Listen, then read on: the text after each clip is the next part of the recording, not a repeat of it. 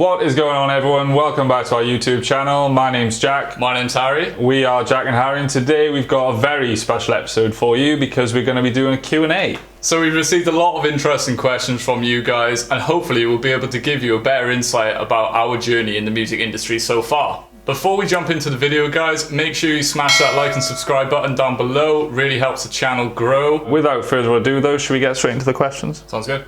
So this question is from Daniel Zalvadar, and he says, is it too late to start producing at 18 years old? Yes. No, in all seriousness, I think we should discuss this for a few minutes because we get similar sort of questions probably once or twice a week, I would imagine. Definitely. I mean, I'm 25 now. Harry is 24. And I still feel so young. It's ridiculous how young we both still feel. And the fact that you're asking at 18 to me is kind of a bit like you need to understand like how young you actually are. We didn't start producing until I was, I think, 20 years old, and I think Harry was 19. Yeah. So you're already a year or two ahead of us from where you're starting. I think the reason that you're probably asking this question is because you are looking at people like Martin Garrix, people like Julian Jordan, guys in the industry like that who have, you know, made it extremely young, and then you're comparing yourself to them. And I can tell you from past experience that comparing yourself to others is not a good idea. I think it's the quickest way to fail, and to not only fail but to be miserable. I mean, don't get me wrong, right? We've been there. We've been in the phase of our lives where we were looking at these great names like Martin Garrix and all these people who were doing it at such a young age. And it was almost as if we were trying to play catch up. You know, like we always felt bad that we weren't releasing music on these top labels. But the one thing I would pose back to you is if you're 18 years old and you are asking yourself this question, why are you asking that question instead of just cracking on and starting to make music? You're giving yourself an excuse and a reason not to do and to not try. And the more reasons that you have for not doing something, it's just time which you could be making music and getting better. Yeah, and it's also the best point of your life because you've got so much extra time. Like you may be studying or maybe you're working, but you've got so much energy as well. So take advantage of it now. Like Harry said, there's no real point in dwelling because it doesn't achieve anything. Just keep taking the steps towards it and build slowly. Alright guys, let's move on to the next question. This one's from Avro Softonic and is how to deal with rejection from labels. It is a really big question that we get asked all the time, and something which we really struggle with at the beginning. Because like you guys, we really wanted to see results quickly and we struggle with patience. It's actually the reason why we called our first track on the Revealed community Patience. Yeah, and I think we're at the stage now where, you know, we still get rejected quite a lot, but it doesn't even faze us. Yeah, I think it's fair to say because we've had so many no's. There's a great book actually called Go for No, and it essentially talks about whenever you send something or whenever you call someone, if you just go for no every time you get a yes, it's a surprise, and it kind of tricks your brain into thinking that way. My bit of advice for you if you are getting rejected from labels is do not blame the label, look at what you've done. So look at the track and think, okay, this was my best at that time, what can I do to improve? It's not their fault, it's your fault. Yeah, that's a really good point. The one thing I would add to it as well is, if possible, always try and get feedback on your tracks. If a label does reject it, they don't often do it, it's fair to say, because they get received so many demos, and it's fair enough, you know, we're talking hundreds a week for some of them. But there are some really good platforms out there like the Revealed community, which do give you feedback, and that is essential when you're starting out. To conclude this, I think whenever you're sending a song to a label, make sure it's your best work. Definitely. Don't just send a song to a label because you're like, oh, you know, kind of fits, I think it could work. Send your best work to them, and then at least if you are getting rejected, they can see that you're progressing. Yeah, exactly. With our journey with Revealed, that's exactly what we did. We spent so many months getting songs right, you know, revisiting them, making sure that the mixing was as good as it could be, the mastering was on point, and eventually what really impressed the guys at Revealed was the momentum that we established. Every single track which we sent them was better than the last one. And that's something which is really important as well. You don't want to blow that first impression with the label by sending something which is subpar, which if you just spent a few more hours, a few more days, a few more weeks perhaps, making sure the song is as good as it could be, then you could have made a much more lasting impression. Okay, so our next question is from Gerald_all, and they have asked, how does it feel seeing your face or name on posters and thumbnails on YouTube? So it's still quite new for us seeing our faces on different like promotional posters and stuff, because we're relatively new to the music industry.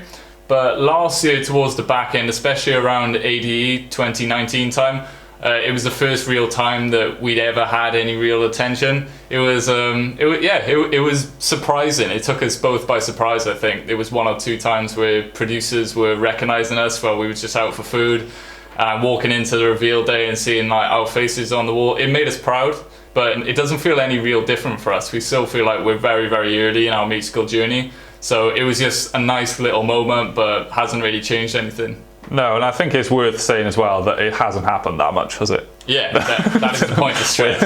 We are very new. We're very new, and I think ADE was really cool this year because we had a few people come up to us and say like, "Oh, big fans of your music, really like what you're doing," and that feeling never gets old, I don't think. Yeah, never. Yeah. It's great to meet people who support us and like our music, and that's what makes it all worthwhile, really, isn't it? That's why we do this. Okay, so next question. This is from Gistian, and they have asked what worked/didn't work when we first started out music production. Well, I think there's a lot that didn't work. The first thing which comes to my mind, I remember it to this day, we were sat in our parents' back bedroom and we were trying to make kick drums and different samples and like weird sounds. And this was before Splice was a thing, but sample packs were obviously still around. Yeah. And we just wasted so much time. Obviously nowadays it's a lot easier with Splice. Massively. But still we did not need to be making kick drums and hi-hats and claps, and that is not what I would recommend at all. We went so deep into music production that it actually scared us to even open the door, because we knew so much but had such little experience of actually making music. I mean, for example, I wanted to learn so much about music theory that I remember buying the dance music manual, like, the starter pack dance music book. And I remember copying lines out, learning how different chord progressions work together, trying to understand music without actually just making it. And if I could go back, I would definitely just start making music at an earlier time. We tried to overcomplicate it too much at the beginning. And although it's worked, we've had a lot of success so far, I do think it kind of scared us a lot at the beginning and stunted our creativity. And it just wasn't a good use of our time. I think you're better off when you're starting out just hammering out songs, just putting together ideas and learning structure and learning the tools of the trade. And most importantly, finish songs as well. We didn't finish a lot of our early demos. We kind of got an idea, we got excited about it, we hit a brick wall, and then we stopped. Okay, but on the plus side, I think something we did extremely well is we just went all in on music. Like, we were just like, we love this, we love listening to music, we want to be playing Tomorrowland, how do we do it? And I feel like that naivety and just going all in on something is probably the reason that we got a track signed in 2 years. Yeah, we never looked back, did we? No. Okay, so our next question is from Craze Tech Music, and he asks quite a juicy question. Definitely. How did you convince your parents about music production? So I think with this one, we've always been blessed with the fact that our parents have never forced us to do anything that we didn't want to do. They never turned around and said, go and be a doctor or go and be a lawyer. They've always let us choose our own destiny to a certain extent. But when it came to music, they didn't understand it. And I think a lot of your parents, for anyone who's still living at home or whatever, they will feel the same. They won't understand the concept of making music on your laptop and being able to release it to the world without even leaving your bedroom. So for a while, our parents were quite hesitant. But the one thing which we just did, we cracked on. We carried on making music. We didn't listen to anyone around us. We didn't even tell anyone around us, did we, for a long time. And ultimately, we just let the results speak for themselves. And now if you ask them, they're our biggest fans, they support us. But I really do think that it's important to try and educate your parents on what it is you're trying to achieve. Yeah, because I think you've got to appreciate it from their point of view as well. We were in university, going through university. I was doing maths, Harry was doing politics. And then all of a sudden we come home one summer and we're like, right, we're about to lock ourselves away for 2 or 3 months and make music on our laptops. Yeah. And from their point of view, it's kind of like, what do you mean? Like, what's going on? So educating them and explaining what you're trying to do, I think, is the best way forward. And also then, even if they are giving opinions, you've just got to block everything out and go forward. Ultimately, it's better to have friction in your life now and you follow what you want to do than have regret further down the line, because it'll only lead to resentment. If you let anyone stop you, it will never end well for you, will it? No. And it's better to beg for forgiveness than ask for permission. Massively. So preach it. All right, guys, so we're on the last question already. This one's from Alio Music, and it is, what was the journey through school and university while making music? So for us, we didn't actually make music in school. No. It wasn't until the second year of university or the third year of university for Jac where we even started producing. So yeah, like we just talked about with regards to the last question, it was a difficult time in our lives. We had a lot going on, but inspiration hits you when it does. You know, you can't control when you get inspired to do something. You can't control when you fall in love with something like this. And we both felt so strongly about it that it was going to be our thing and that we wanted to be good at it. Yeah, and I think it's also important to highlight that in school, Harry and I were not the music kids. Harry and I were very much like playing sports and doing this and going out, and we were never considered, musical or anything. So if you are in school now and you're not, musical, don't think that you can't go after music and make an EDM, because you can. Yeah, we never learned how to play instruments in school. We still don't know how to play instruments fully. Jac's learning guitar at the moment. Slowly. We didn't study music at university or college. We've never studied music. We both come from completely different backgrounds in maths and politics.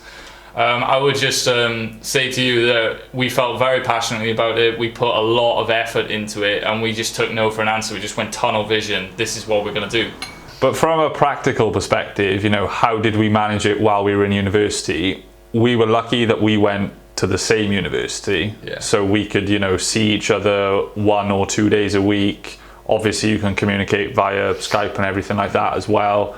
But it was difficult, I was in lectures for usually 9 to 5, and then I'd come home and have coursework, revision, etc. And obviously you're in uni, so you're going out 2 or 3 times a week sometimes. But I think the key thing that we did, and I think we did this very well, is we set a target of making 1 demo/track every single week. And then on a Friday, usually Friday morning, yeah, Friday mornings, we would meet with a mentor that we found online who we would pay just to meet up with and get feedback with. And what that really did for us was kept us accountable. Exactly. So every week on a Friday, I knew, regardless of all the other stuff going on in uni, I would have a demo to submit on that Friday. Because if I didn't have one and we were paying for this man's time, you don't want to go to a meeting empty-handed. And also I'd have the added thing of, if Harry's made one and I haven't made one, I'm going to look like an idiot. Yeah, we made it so that we didn't want to disappoint each other, but this also led to us finishing tracks. I mean, we did this individually as well. So I would make a song, Jac would make a song, so that we both got comfortable with all aspects of production. We later specialized what areas we both were naturally good at. But at the beginning stage, that was gold for us. That really helped us get better as producers. But it also helped us keep accountable to our schedule and make sure that music didn't fall to the back burner with uni being so present. Yeah, and touching on something you said then, I think what that did was allow us to see what areas we not only like but are good at. Yeah, exactly. So I would have a demo and I'd be like, right, I can't write a melody, but once I've got the pieces together, I love putting everything together and mixing it and mastering it. Whereas Harry would often come to me with like these amazing melodies and chords, but the mix would be all over the gaff.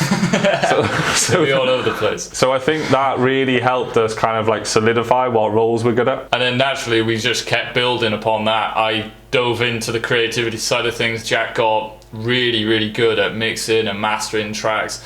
And overall, that is the secret to our success so far, into doing this so quickly. When we get asked questions, we've still only been producing for 5 years, I think, just under 5 years perhaps. Yeah, so I think that is really, really valuable advice for you guys, for any duos out there.